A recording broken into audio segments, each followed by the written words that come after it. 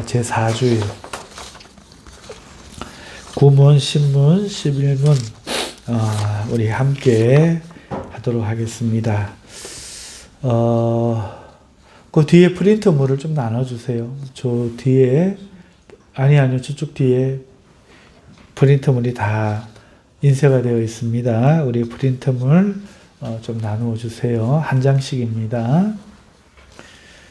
자, 우리 한 장씩 받으시고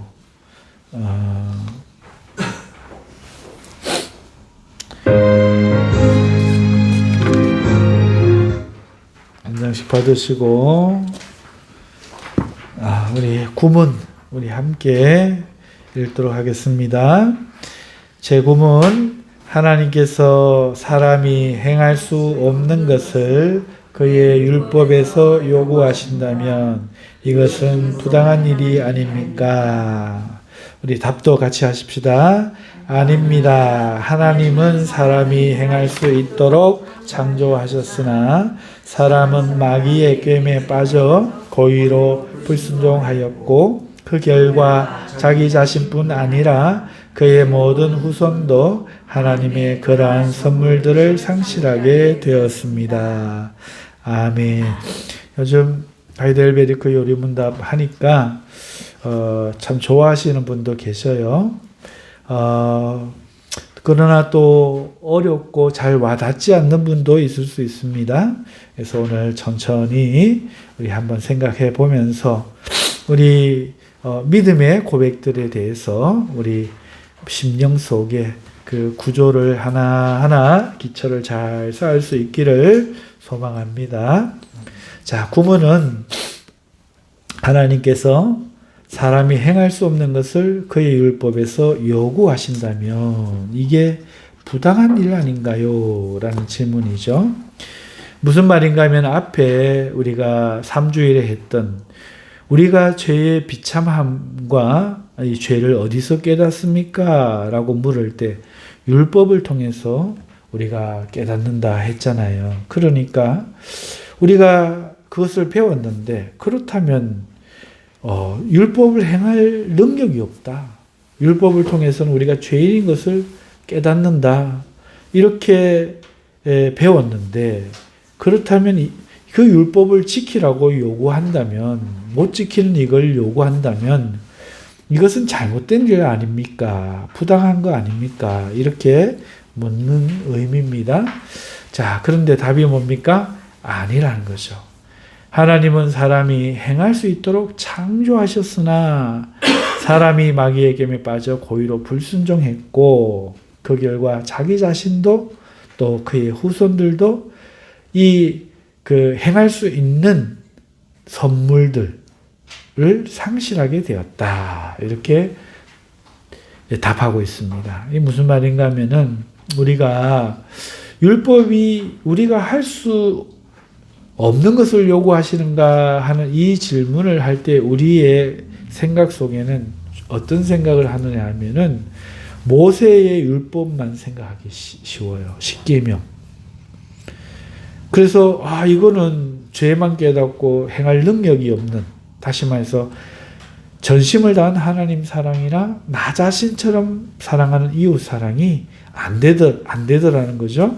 이것은 할 수 없는 우리의 죄성만, 부모의 은혜도 못 갚는 우리의 죄성만, 은혜 있고도 검은 머리해서 은혜 갚을 줄 모르는 우리의 죄성만 깨닫고 비참해지기 쉬운 이 율법, 곧 모세의 율법만 우리가 생각하기 쉬운데, 율법이라는 것은 그때 처음 있었던 것이 아니에요. 율법은 태초부터 있었습니다. 다시 말해서 에덴 동산에서 아담과 하와에게 먼저 주어졌어요. 그들에게 주어진 율법은 모세의 율법처럼 하라, 하지 말라 하는 계명이었죠. 네 모든 것을 뜻대로 해라. 그러나 단 한 가지만은 하지 마라. 하라와 하지 말라라는 계명이었습니다. 그런데 그 아담과 하와는 모세의 율법을 지켜야 했던 사람들과는 다르게 달랐어요. 왜냐하면 타락 전이었기 때문에 순종할 능력이 있었죠. 하나님의 형상대로 지음받아서 그렇습니다. 하지만 그럼에도 불구하고 지킬 수 있었지만 마귀의 게임에 빠져 불순종하고 하지 말라는 하나님의 명령을 어겼기 때문에 이제는 지킬 수 있는 능력을 상실하고 후손들조차도 상실한 채 태어났기 때문에 모세의 율법을 지킬 능력이 사라진 것이죠. 그래서 형식적으로는 지키는 척 할 수 있는데 진심으로 하지를 못한다는 뜻입니다. 그렇다면 이 지키지도 못할 율법 하나님이 아시면서 왜 백성들에게 주셨을까? 신명기 10장 13절에 말씀한 대로 내가 오늘 내 행복을 위하여 내게 명하는 여호와의 명령과 규례를 지킬 것이 아니냐. 이 신명기 10장 13절에 있는 율법을 주신 이유, 내 명령과 규례는 네 행복을 위해 네가 지키라고 내가 주는 것이다. 이 말씀처럼 백성들에게 이 율법을 주심으로 이 율법을 지킬 때에 백성들이 행복하게 산다는 것이죠. 왜? 이 율법을 지킴으로 죄가 억제되기 때문이죠. 그리고 이러한 삶은 하나님께서 기뻐하시는 삶이기 때문에 그렇습니다. 우리가 죄성이 있지만 죄대로 살 게 아니라 율법으로라도 우리가 죄를 억제하고 다스리고 그렇게 살기를 하나님이 바라시는 거죠. 공의가 지켜져야 이 세상에 최소한의 행복이 존재할 수 있기 때문에 그렇습니다. 그렇지 않다면 힘센 사람, 머리 좋은 사람들이 다른 사람을 이용하고 빼앗고 하지 않겠습니까? 그래서 하나님께서는 율법을 행복을 위해 주신 것이지 비참해지라고 주시거나 지키지 못할 것을 알면서도 주신 것이 아니라 하는 것이죠. 그러나 말씀드린 대로 율법은 예를 들어서 도둑질하지 마라, 거짓말하지 마라 이런 율법들은 잠시 그 죄를 형벌 때문에 억제시키는 능력을 가질지는 몰라도 심령으로부터 죄를 없이 하지 못해요. 그래서 바뀌지 않고 남의 눈만 피하면 되는 겁니다. 안 들키기만 하면 되는 것이죠. 그런데 오늘 신약의 백성들, 거듭난 사람들은 달라졌죠. 율법을 통해 자신의 타락한 심성의 죄를 깨닫게 되고 비참함을 알게 되고 그래서 그 율법 때문에 그리스도 예수께 나아가게 되고 그래서 율법은 몽학 선생으로서 성도를 주님께 인도하는 역할을 하게 된다 하는 것이죠. 그래서 구약에서는 죄를 억제하고 최소한의 행복을 지켜주는 용도로서 마땅히 지켜야 될 법으로 하나님이 주셨고 신약에는 그것을 온전히 지키려고 하는 더 큰 거룩한 완전한 소원을 가진 성도들이 그 율법을 지킬 수 없는 자신을 보면서 내가 나를 위하여 무조건적으로 사랑하여 희생해 주신 예수의 보혈이 아니고는 결코 구원받을 수 없구나. 나는 예수님이 참으로 필요하구나. 나는 예수님 없으면 의로워질 수가 없구나 하는 것을 깨닫고 예수님께로 더 나아가게 하는 그런 역할을 한다 하는 것이죠. 그러면서 동시에 그럼 율법을 저버릴 것인가? 율법을 버리고 내 마음대로 살 것인가? 그게 아니라 그럼에도 삶의 구약의 때처럼 경계선으로 살아가야 될 방편으로 하나님의 말씀을 순종하여 삶의 우리의 모습이 길이 있다 하겠습니다. 자, 우리 거기 보시면은 답에 밑에 보면 각주가 있어요. 각주라고 아시는가 모르겠는데 답 구문 보면 하나님 아닙니다. 하나님은 사람이 행할 수 있도록 창조하셨으나 하고 뒤에 보니 1이라는 숫자 있죠. 그 뒤에 보면 1이라는 숫자가 있고 밑에 보면은 방가로 1번 또 1이라는 숫자가 있어요. 그럼 거기를 읽으시면 돼요. 거기가 하나님은 사람이 행할 수 있도록 창조하셨으나 라고 답하게 되는 성경 구절을 거기다 갖다 놓은 거거든요. 우리 선배 목사님들은 어떤 것을 근거로 우리가 옛날에 에덴 동산에서 하나님의 율법의 요구를 행할 수 있는 창조였는지 그 근거를 창세기 1장 27절에서 먼저 찾고 있습니다. 하나님이 자기 형상, 곧 하나님이 형상대로 사람을 창조하시되 라고 하였죠. 그러니까 하나님의 형상은 하나님의 이 말씀에 순종할 능력이 있다. 이렇게 생각하는 거예요. 뭐 동물의 형상도 아니고 하나님의 모양과 하나님의 형상대로 창조된 사람은 하나님의 명령을 순종할 수 있었다. 이렇게 생각하는 겁니다. 그리고 창세기 2장 16절에서 17절을 보면은 여호와 하나님이 그 사람에게 명하여 이르되 각종 동산의 나무의 열매는 내가 임의로 먹되 네가 먹으라는 거죠. 하지만 선악을 알게 하는 나무의 열매는 먹지 말라. 먹는 날에는 반드시 죽으리라 하시니라. 이 말씀을 가지고 하거나 하지 않을 자유의지가 있었다. 그리고 그걸 지킬 때에 사람은 지금 우리들처럼 죽는 존재가 아니라 영원히 죽지 않는 상태에 있었다. 이때는 죄를 거부할 수 있는, 안 지을 수 있는, 그래서 죽지 않고 살 수 있는 능력이 주어진 상태구나.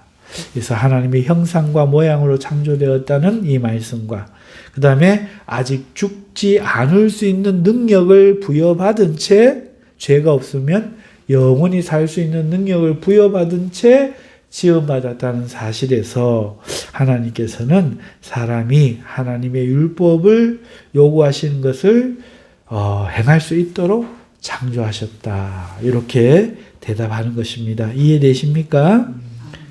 자, 그러면은 그 밑에 보면은 사람은 마귀의 깸에 빠져 고의로 불순종하였고 라고 했죠. 그리고 근거를 2번이라고 달아놓고 그 밑에 보시면은 자, 어떻게 보는지 가르쳐 드릴게요. 연세 드신 분들이 있어서. 글자가 너무 작아서. 너무 작죠?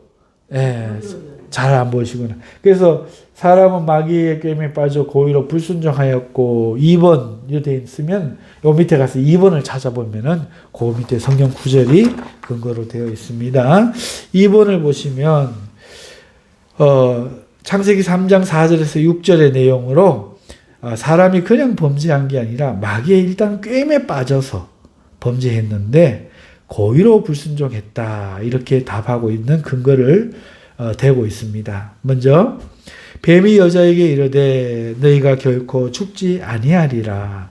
너희가 그것을 먹는 날에는 너희 눈이 밝아져 하나님같이 되어 선악을 알 줄 하나님이 아심이니라. 자, 요게 왜 이 구절을 갖다 놨는가 하면은 꿰는 장면이죠. 마귀가 이렇게 꿰었다는 거죠. 꼬였다는 거죠. 그래서 꿰임을 당한 여자의 모습이 보입니다. 여자가 그 나무를 본즉 먹음직도 하고 보암직도 하고 지혜롭게 할 만큼 탐스럽기도 한 나무인지라. 마음이 동한 거죠. 꿰임을 받고 여자가 그 열매를 따먹고 그래갖고 이제 여자가 따주는 것도 아니죠. 뱀이 자기가 따먹고 자기와 함께 있는 남편에게도 주매 그도 먹은지라. 남자도 거절할 수 있죠. 그러나 주는 대로 먹은 거죠. 그래서 뱀이 어떻게 꼬였는지 그리고 그 깸에 빠진 남자와 여자가 고의로 하나님의 명령을 어기고 있는 장면을 여기서 보여주는 것이죠. 요한복음 8장 44절에 보면은 너희는 너희 마귀에게서 났으니 너희 아비의 욕심대로 너희도 행하고자 하느니라. 그는 처음부터 살인한 자요 진리가 그 속에 없으므로 진리에 서지 못하고 거짓을 말할 때마다 제 것으로 말하나니 이는 그가 거짓말쟁이요 거짓의 아비가 되었습니다. 이거 안 보시고 그냥 들으셔도 돼요. 자, 여기서 그는 누굽니까? 마귀를 이야기하는 거죠. 그러니까 그러면 마귀는 어떤 존재이기 때문에 아담과 하와를 꼬시느냐 하는 거죠. 그는 처음부터 살인한 자다는 거죠. 진리가 그 속에 없기 때문에 진리에 서지 못하고 거짓을, 이 사탄이 거짓을 말할 때마다 제 것으로 지가 진리인 것으로 지가 지어내서 말한다는 거죠. 이는 그가 거짓말쟁이요 거짓의 아비가 되었기 때문이다. 그래서 있지도 않은 거짓말을 하와에게 함으로써 꼬였다 하는 것을 이 근거 구절로 되는 겁니다. 그리고 디모데전서 2장 13절에 이렇게 되어 있습니다. 이는 아담이 먼저 지음을 받고 하와가 그 후며 아담이 속은 것이 아니고 여자가 속아 죄에 빠졌습니다. 어떤 식으로 해서 남자 여자가 범죄하였는지, 고의로 범죄하였는지를 보여주죠. 여자가 먼저 뱀의 말을 듣고 꼬임을 받아서 죄에 빠지고 그 다음에 아담에게 그것을 주어서 아담이 받아먹었다. 고의로 범죄하였다 하는 근거를 이렇게 대고 있습니다. 다시 저 위로 올라가셔서 그 결과 자기 자신뿐 아니라 그의 모든 후손도 하나님의 그러한 선물들을 상실하게 되었습니다. 라고 우리가 고백하고 있는데 이 근거 구절을 보면은 3번이죠. 로마서 5장 12절에 그러므로 한 사람으로 말미암아 죄가 세상에 들어오고 죄로 말미암아 사망이 들어왔나니 이와 같이 모든 사람이 죄를 지었으므로 사망이 모든 사람에게 이르렀느니라. 자, 어떻게 후손들까지도 능력을 상실했는지 그걸 설명하고 있는 거예요. 아담 한 사람이, 하와 한 사람이 그 죄를 범하니까 그 한 사람으로 말미암아 죄가 유전적으로 세상에 들어오더란 거죠. 그리고 그 죄가 사망을 들여왔다는 거죠. 그래서 한 사람이 죄를 지어 사망이 모든 사람에게 이르러 하나님의 율법의 요구를 행할 능력, 선물을 상실해버렸다. 이렇게 말씀하고 있다는 것이죠. 자, 그러니까 구문은 뭘 이야기하고 있습니까? 하나님의 율법은 선하지만 그 율법으로는 우리가 지켜서 의로워질 수 있는 사람이 한 사람도 없고 그저 죄를 깨닫는 거죠. 죄를 깨달으니까 너무 비참하잖아요. 자꾸 죄인인 것 같잖아요. 이런 율법을 왜 주셨을까? 이 율법을 우리는 못 지킨다고 성경이 말한다면 하나님 이 율법을 지키라고 하는 요구는 말씀하시는 하나님은 잘못하시는 것 아닌가 하는 이거에 대해서 아니다. 그것만 생각하지 말고 태초부터 율법은 있었는데 지킬 능력이 있게 창조되었는데 아담이 꿰매 빠져 고의로 죄를 범하기 때문에 그로 말미암아 죄가 들어와 선을 행할 능력을 상실해버리고 그 후로 태어나는 모든 사람도 죄를 짓고 이 율법의 요구를 순응하고 완전하게 요구에 순종할 능력을 상실한 채 살아가게 되었다. 그럼에도 하나님이 그 율법을 주신 이유는 무엇이냐? 이스라엘 백성들이 이 율법을 따라 사는 것이 그래도 죄가 관영한 세상이 되지 못하게 막는 길이요. 최소한의 행복하게 사는 것이기 때문에 범죄할지라도 하나님의 백성들이 최소한 이 율법을 지키며 죄와 싸우며 살기를 원하시고 이것은 또한 우리가 의롭지 못함을 깨닫게 하기 때문에 우리에게 우리의 노력에서 난 의가 아닌 하나님의 선물로 주시는 은혜의 의이신 예수 그리스도께로 우리를 나아가라고 재촉해주는, 떠밀어주는 선생님이 되신다. 인도자가 된다. 몽학 선생이 된다. 하는 이런 뜻을 잘 드러내고 있는 구문의 가르침이었습니다. 자, 신문 같이 읽어봅시다. 하나님께서는 그러한 불순종과 반역을 형벌하지 않고 지나치겠습니까? 자, 율법을 우리가 못 지키는데, 그러면은, 그거 못 지키면 불순종하지 않겠어요? 그게 반역이지 않겠어요? 그것을 형벌하지 않고 못 지킨다고, 그러면은, 아이고, 못 지킬 건데 뭐, 하고 형벌하지 않고 봐주고 지나치겠습니까? 답이 뭐죠?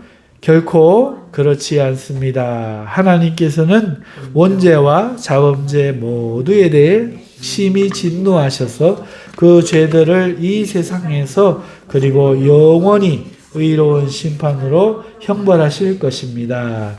하나님께서는 누구든지 율법책에 기록된 대로 온갖 일을 항상 행하지 아니하는 자는 저주 아래 있는 자라고 선언하셨습니다. 왜 그 부분이 없습니까? 아, 그래요. 자, 이 신문 보세요. 자, 율법을 우리가 지키기를 원해도 지킬 능력이 없고 사실 우리의 마음은 부패해서 하나님과 이웃을 사랑하지 않고 미워하더라는 것이 우리 이문이었죠. 그런데 그래서 우리가 하나님을 순종하지 않으면 못 지킨다고 이 율법을 지키지 않으면 그러면 이 죄는 벌받지 않고 하나님이 못 지킬 걸 알고 아이고 그래 하고 지나치시겠습니까? 아니라는 거죠. 원죄, 아담과 하와가 최초로 지은 그 유전되는 원죄와 우리가 태어나서 보고 있는 이 십계명 하나님의 모세의 그 율법에 범죄한 죄, 지키지 않은 죄 모두에 대해서 심히 진노하신다. 그리고 그 죄들을 이 세상에서도 형벌하시고 그리고 영원히 의로운 심판으로 또 형벌하신다. 이게 내용입니다. 전도할 때 보면 어떤 사람들은 이런 경향이 있어요. 여러분 마귀 따라가면 막 심판당해요. 하나님은 여러분 심판받기를 원치 않습니다. 그러니까 빨리 예수 믿고 천국 가세요. 이렇게 말씀하시는 분들이 있어요. 그런데 틀린 말은 아니지만 꼭 맞는 말도 아니에요. 여러분 마귀가 심판해요? 마귀가 지옥 보내요? 아니요. 하나님이 심판해요. 하나님이 지옥 보내는 거예요. 하나님이 당신을 심판하십니다. 마귀가 너를 지옥으로 데리고 가고 심판합니다가 아닙니다. 엄밀하게 말하면 하나님이 모든 죄인을 심판하시니. 그런데 그럼 예수는 뭐냐? 하나님의 그 심판에서 구원받을 길, 용서받을 길이 있다는 거죠. 하나님이 용서받을 길을 심판하시지만 열어놓으셨다는 거예요. 할렐루야. 그래서 용서하는 주체도 심판하는 주체도 하나님입니다. 아멘. 이 두려운 하나님에 대해서 우리가 바르게 인식하지 못하는 경우가 간혹 있다 하는 거죠. 자, 그러면 4번 각주를 보시면 창세기 2장 17절 말씀이 먼저 나오죠. 선악을 알게 하는 나무의 열매는 먹지 말라. 내가 먹는 날에는 반드시 죽으리라 하시니라. 자, 4번에 보면은 하나님께서 이 원죄와 자범죄에 대해서 진노하고 그것도 심히 진노하고 그 죄들을 이 세상에서 그리고 영원히 그러니까 영의 세계에서도 형벌하시고 이 세상에서도 형벌하신다는 거죠. 그런데 이 세상에서의 형벌을 먼저 언급하고 있습니다. 여러분 선악을 알게 하는 나무의 열매를 먹지 말라. 먹는 말에는 네가 반드시 죽으리라. 그래서 아담이 죽게 된 거죠. 예, 죽음은 어떻게 이해하면 되느냐?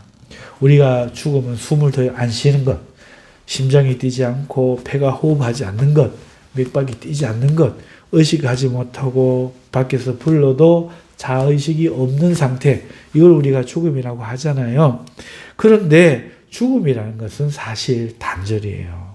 우리의 육체가 우리의 영혼과 단절되면 느끼지 못해요. 심장이 안 돼요.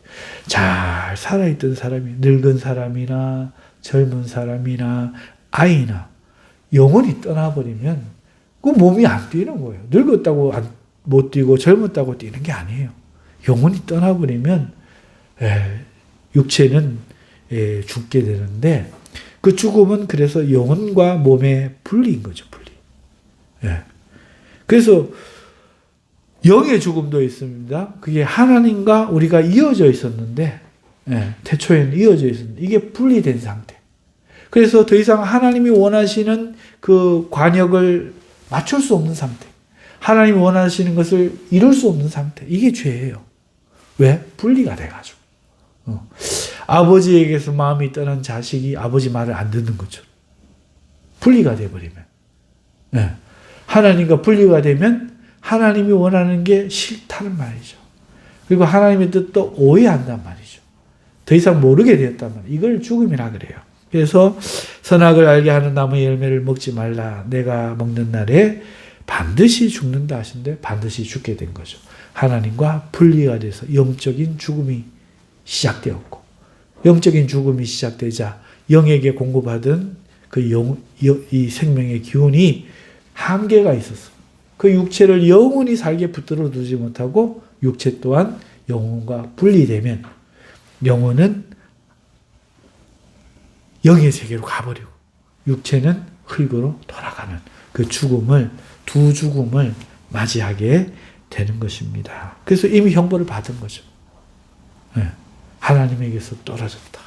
에덴 동산에서 추방된 것이 형벌인 것처럼 이 나라에 살다가 죄를 지으면 감옥에 가거나 나라에서 추방되는 것이 형벌인 것처럼 하나님께 단절된 것도 형벌이고, 오늘 우리가 이 땅에 살면서 축복과 우리의 그 축복이 우리 삶에서 단절돼서 저주와 가난과 아픔, 질병 이런 것들이 들어온 것도 형벌이고, 그 다음에 오늘 우리의 몸이 영혼과 분리가 돼서 죽게 되는 것도 형벌이다. 그래서 하나님은 반드시 원죄와 자범죄에 대해서 형벌하신다. 출애굽기 20장 5절을 보면 그것들에 절하지 말며 그것들을 섬기지 말라. 나 네 하나님 여호와는 질투하는 하나님인즉 나를 미워하는 자의 죄를 갚되 아버지로부터 아들에게로 3, 4대까지 이르게 하거니와. 이건 지금 뭘 말하고자 하는가 하면은 하나님께서는 그 형벌을 이미 우리 삶에 하고 있다는 거죠. 우상을 숭배하는 자는 질투하신 하나님이 죄를 갚아서 아버지로부터 아들에게까지 3, 4대까지 이르게 이미 형벌을 주고 있다는 거예요. 그 형벌이 모든 질병일 수도 있고 가난일 수도 있고 대적이 있는 것일 수도 있고 물질이 새는 것일 수도 있고 악신이 괴롭히는 것일 수도 있고 자기를 괴롭게 하는 사람이 있는 것일 수도 있고 무엇이든지 간에 형벌을 받고 있다. 출애굽기 34장 7절을 밑에 보시면 인자를 천대까지 베풀며 악과 가시일과 죄를 용서하시리라. 그러나 벌을 면제하지는 아니하고 아버지의 악행을 자손 3, 4대까지 보응하리라. 무슨 말인가 하면요, 죄는 용서해 줄지 몰라도 벌은 받는다. 벌은 면제되지 않는다. 인자를 천대까지 베푸는 하나님은 인자하셔서 긍휼히 여기셔서 악과 과실과 죄를 용서해 주실 거예요. 그러나 벌은 면제되지 않는다는 거예요. 아버지가 악행을 하면 자손 3, 4대까지 아버지로 인한 벌을 받는 거예요. 저주는 안 이어져요. 근데 벌은 이어져. 부모가 구제를 하고 가난한 사람을 도와주면 그 의인의 자식 중에는 거린이 없다 했어요. 보상도 이어져. 벌이 있으면 상도 이어져야죠. 누가 말하는 것처럼 저주가 가문에 있다. 이건 아니에요. 대신에 벌이 있다. 형벌이 있다. 그래서 하나님은 이미 이 세상에서 형벌하고 계시고 형벌이 있다면 보상도 있어서 보상도 하시는데 보상은 천대까지도 베푸시는 좋은 하나님. 그러나 벌은 3, 4대까지 갚으시는 지독하게 벌하시는 하나님이다.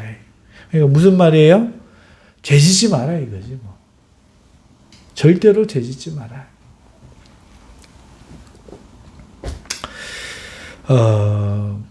시편 5편 4절 말씀 보면 주는 죄악을 기뻐하시는 신이 아니시니. 그래서 이것은 하나님이 죄에 대해 어떤 반응하시는 하나님인지를, 하나님은 죄를 어떻게 생각하시는지를 보여주죠. 하나님은 죄를 기뻐하지 않아요. 죄악을 기뻐하는 신이 아니에요. 악이 주와 함께 머물지 못하는 거예요. 오만한 자들이 주의 목전에 서지 못하는 거예요. 주는 모든 행악자를 미워하시는 거예요.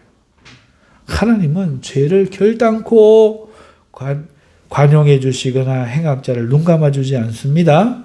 시편 7편 11절을 보시면 하나님은 의로운 재판장이에요. 하나님은요 재판관이에요. 재판관.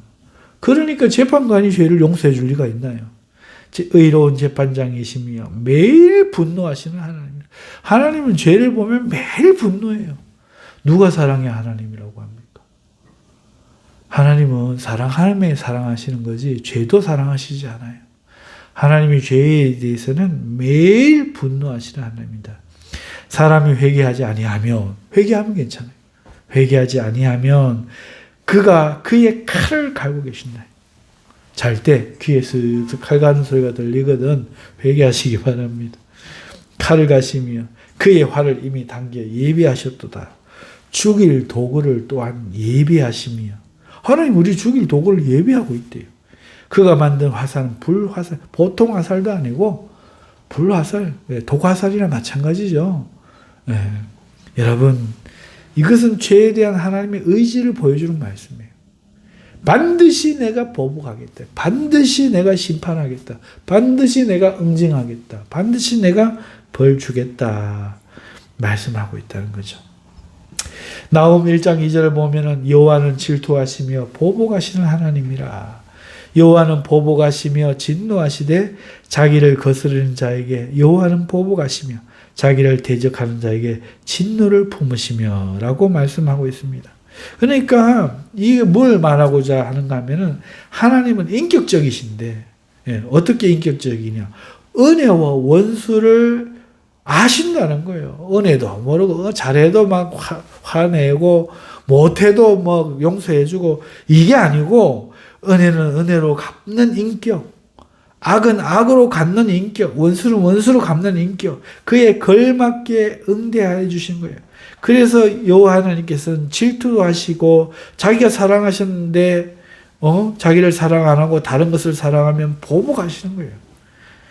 보복하시며 진노하시는 거예요. 자기를 거스른 자에게는 여호와는 보복하시며 자기를 대적하는 자에게 진노를 품으시며, 여호와께서는 그렇게 자기를 사랑한 자를 여호와도 사랑하고 자기를 배신하고 거스르는 자를 여호와께서 진노를 품으신다. 로마서 1장 18절을 보면 하나님의 진노가 불의로 진리를 막는 사람들의 모든 경건하지 않음과 불의에 대하여 하늘로부터 나타나니, 이걸 지금 근거로 되고 있습니다. 무슨 근거입니까? 하나님의 진노는요 그냥 개인이 뭐 이렇게 앙심을 품고 하는 진노가 아니라 하나님의 진노가 하늘로부터 나타난다. 모든 경건하지 않음과 불의에 대해, 다시 말해서 하나님의 진노는 하나님 왕국이라는 그 통치 행위로 나타나는 거대한 진노다. 그러니까 막을 길이 없다. 이 나라의 법이 없어져서야 되겠습니까? 나라가 안 없어지면, 하나님 나라가 안 없어지면 하나님의 법은 반드시 죄를 심판하시고 응징하신다 하는 것을 지금 말하고 있는 것이죠. 로마서 5장 12절의 말씀에 보면 그러므로 한 사람으로 말미암아 죄가 세상에 들어오고 죄로 말미암아 사망이 들어왔느니 이와 같이 모든 사람이 죄를 지었으므로 사람이 모든 사람에게 이르렀느니라. 이 말씀을 왜 하는가 하면은, 왜 이 구절을 갖다가 댔는가 하면은, 하나님의 형벌이 한 사람도 빠지지 않고 죄 지은 사람에게는 모두 사망에 미쳤다. 그리고 단 한 사람도 예외 없이 다 보응받을 것이다. 이 말씀을 하는 겁니다. 그러니까 하나님, 사랑의 하나님이니까 뭐 용서해 주시겠지, 눈 감아 주시겠지, 그런 거 없다는 거예요. 하나님은 반드시 보응합니다. 그래서 에베소 5장 6절 밑에 보면은 누구든지 헛된 말로 너희를 속이지 못하게 하라. 이로 말미암아 하나님의 진노가 불순종의 아들들에게 임하나니. 이게 무슨 말인가 하면은, 어떤 사람들이 사랑의 하나님이니까 형벌하지 않으신다라고 말하든지, 죄를 지어도 하나님이 싫어하지 않는다 이렇게 가르치는 것은 거짓말이라는 거예요. 너희를 속이는 거라는 거예요. 어디 그러냐고. 하나님의 진노가 그 불순종의 아들들에게 임한다. 이게 진실이다.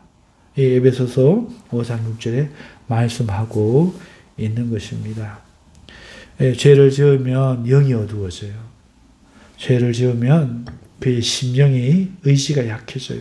죄를 지으면 그의 내면의 세계가 어두워져요. 죄를 지으면 그에게 평강이 사라져요. 죄를 지으면 그 안에 하나님의 기름 부음이 그쳐져요. 죄를 지으면 더 이상 성령의 역사가 그 사람에게 안 나타나요. 죄를 지으면 그 사람에게 이제 마귀가 역사하기 시작하고, 죄를 지으면 이제 그 사람에게 막 심령이 고민하고 갈등하고 괴롭힘을 받게 되고, 죄를 지으면 병이 들기 시작하고, 죄를 지으면 세상에서 찌꺼기가 되어가기 시작하는 거예요. 그래서 절대로 죄를 지으면 안 돼요. 왜? 보응은 받거든.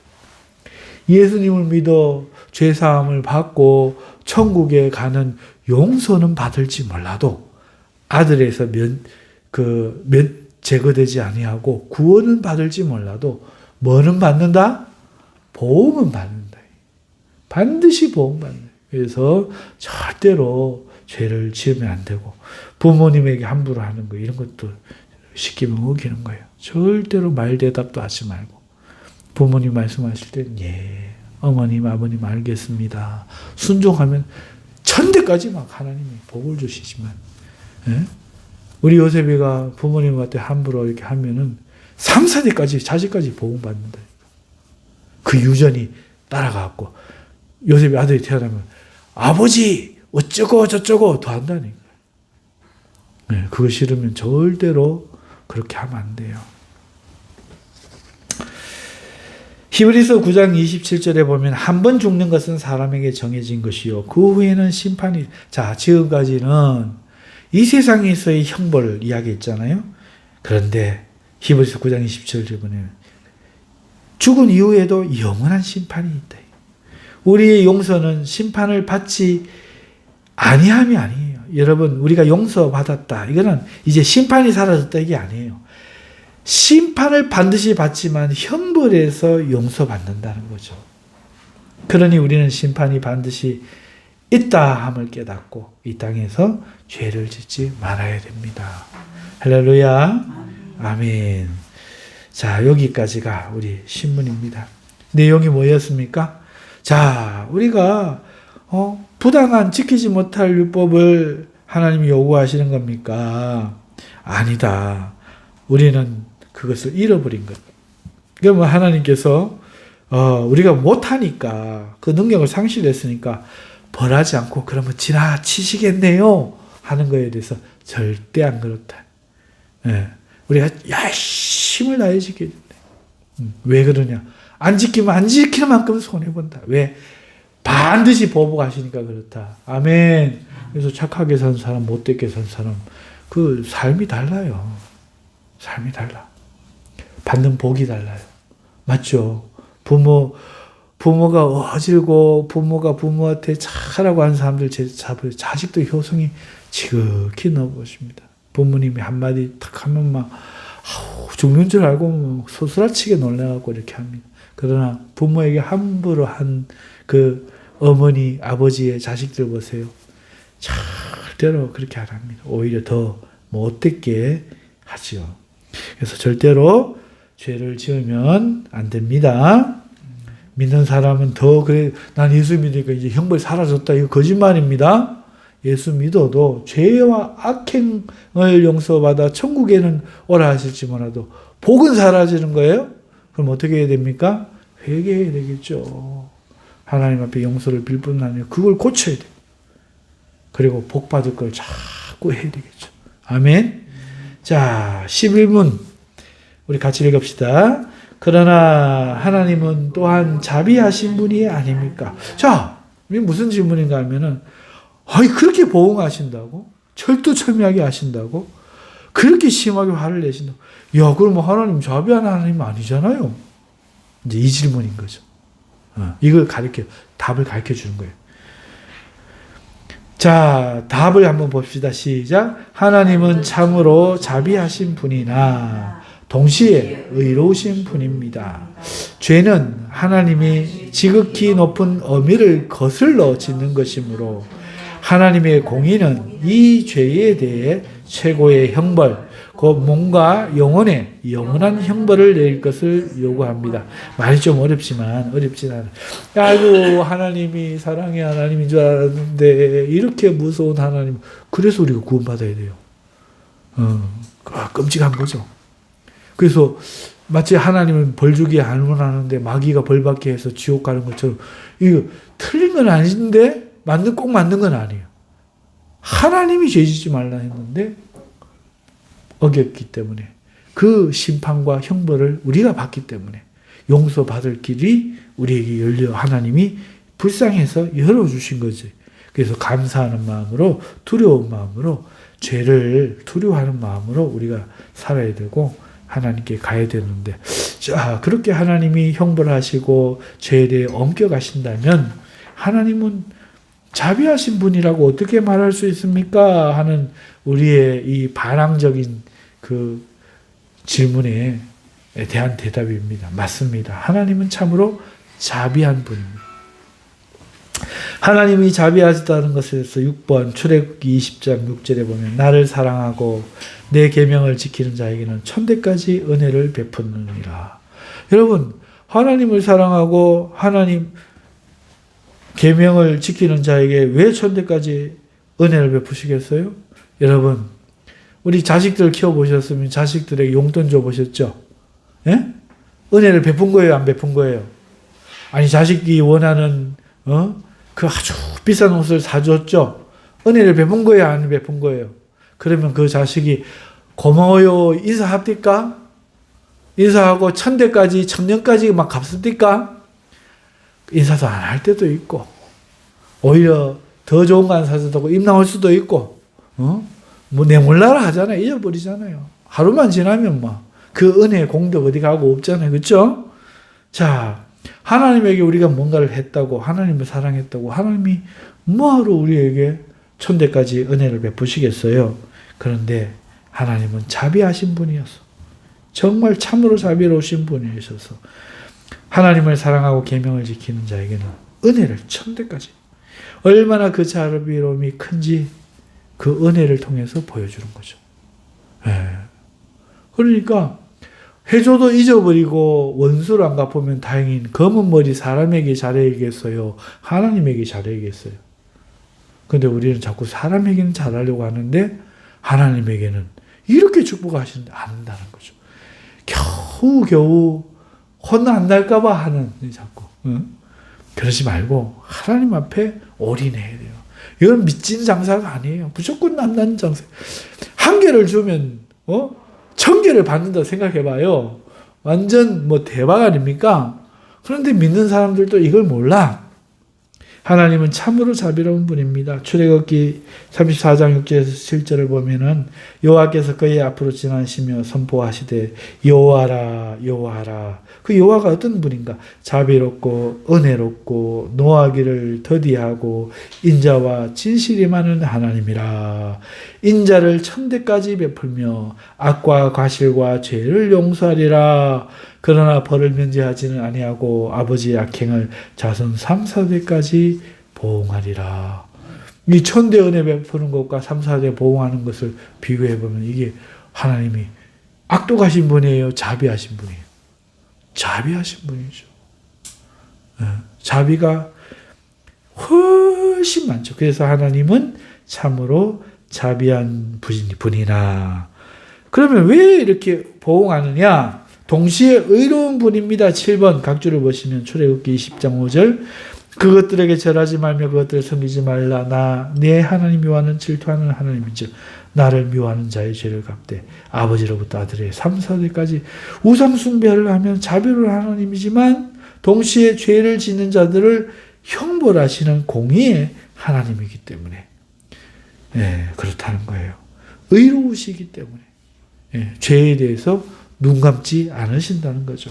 출애굽기 23장 7절을 보면 거짓 일을 멀리하며 무지한 자와 의로운 자를 죽이지 말라. 나는 악인을 의롭다 하지 아니하겠노라. 어떤 사람 하나님의 백성이라고, 하나님 나라의 그 고관이라고 거짓을 가까이 하는 거예요. 그러면 안 된다는 거죠. 거짓 일을 멀리하고 무죄한 자와 의로운 자를 죽이지 말라. 나는 의롭다 하지 않는다. 하나님이 아무리 자기가 친하다고 죄를 덮어주거나 눈 감아주지 않는다. 죄는 죄로 갚으신다. 대속하여 용서하실 정도로 죄에 대해서 엄격하신. 우리 용서는 아이고 그래 죄 안 지었다 치자 이런 적이 없다. 아들을 죽여서까지 반드시 보응하신다. 그래서 용서받는 거지 죄 없는 걸로 쳐줄게 이런 용서가 아니라는 거. 그 하나님은 자기 아들도 죽이는데 우리를 못 죽이겠어요? 우리를 못 죽이겠어요? 반드시 죽이죠. 반드시 벌하죠. 하나님의 용서는 눈 감아주는 용서가 아니에요. 악인을 의롭다 해주는 그런 구원이 아니야. 우리의 죄를 이미 형벌을 받았기 때문에 예수님이. 그 예수님의 의로 의를 제공해 주시는 거지. 죄인 보고 네 의롭다 이런 게 아니란 거예요. 실제로 죄값을 치렀기 때문에 우리는 의로워지는. 하나님은 결단코 악인을 의롭다 하지 아니하겠노라 말씀합니다.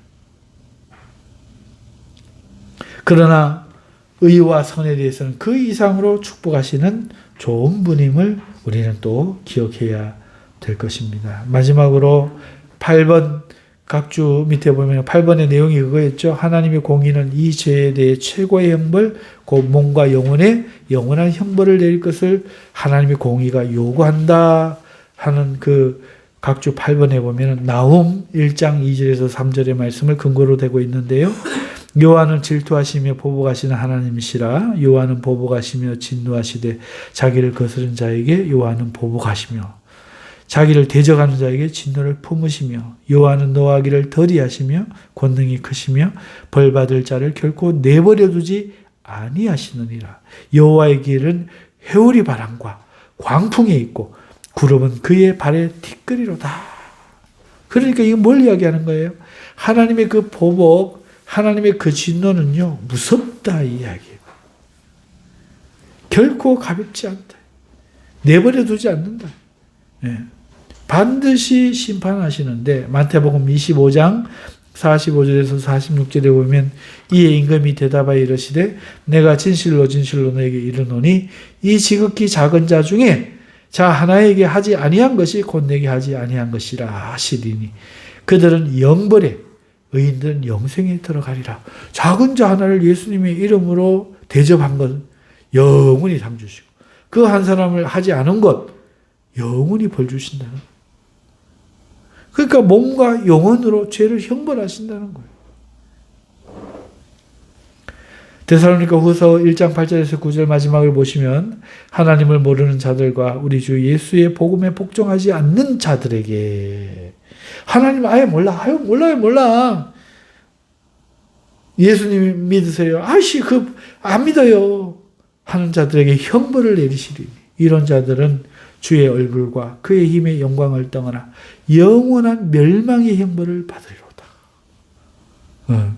그래서 구원의 복음을 저버리는 자들이 영원한 멸망, 몸이 영원히 멸망하고 영원히 열명이 멸망하는 그 형벌을 몸과 영혼에 이 땅에서뿐만 아니라 받게 된다. 아주 무섭다 하는 것이죠. 그래서 오늘은 하이델베르크 요리의 문답 제4주일 9문부터 11문까지를 우리가 살펴보았습니다. 이상에서 우리가 살펴본 바는 무엇이었느냐? 하나님의 율법이 오늘 우리에게 참 죄와 비참함을 우리에게 깨닫게 해주는데 왜냐하면 그것을 지킬 능력이 우리에게 없는데 지킬 능력 없는 그 율법을 우리에게 지키라고 주시고 못 지켰다고 죄라고 하신 그 하나님은 나쁜 하나님 아니냐? 부당한 것을 못하는 것을 요구하시니 나쁜 하나님 아니냐? 그렇지 않다. 처음부터 주셨다. 그 능력을 주셨는데 게임에 빠져서 고의로 죄를 지음으로 그 능력을 상실했고 그 후손들도 그 죄가 유전되어서 그 선악과는 따먹지 않았을지라도 이 땅이 역시나 하나님의 말씀을 순종하지 않으므로 그 죄성을 드러내서 죄를 짓게 되었다. 그러면은 하나님이 우리가 이렇게 죄를 지을 수밖에 없어 지었으니 이걸 불쌍히 여기시고 그냥 모른 척 지나쳐 주시지 않을까?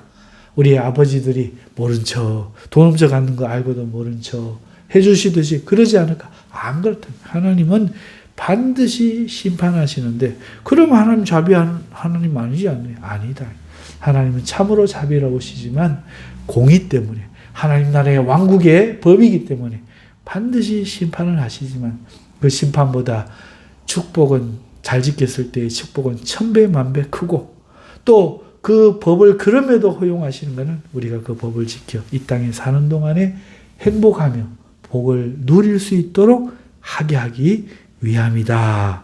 그리고 마침내 우리는 그 형벌을 예수님을 믿지 않으면 반드시 받게 되므로 우리는 반드시 예수님을 믿고 사랑하는 가족과 친구들도 반드시 목숨 걸고 전도하여 예수님을 믿게 해야 이 심판에 들어가지 않고 이 형벌에 들어가지 않는다 하는 것입니다. 그러므로 예수님을 믿은 사람이 오늘 이 땅에 우리가 어떻게 살아야 되겠습니까?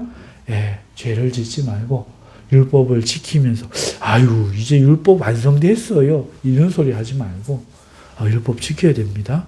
하나님을 향해 사랑해야 됩니다. 그러면 하나님이 그의 계명을 지키는 자에게 천대까지 은혜를 주십니다. 지혜로운 우리 모두가 되실 수 있기를 바랍니다.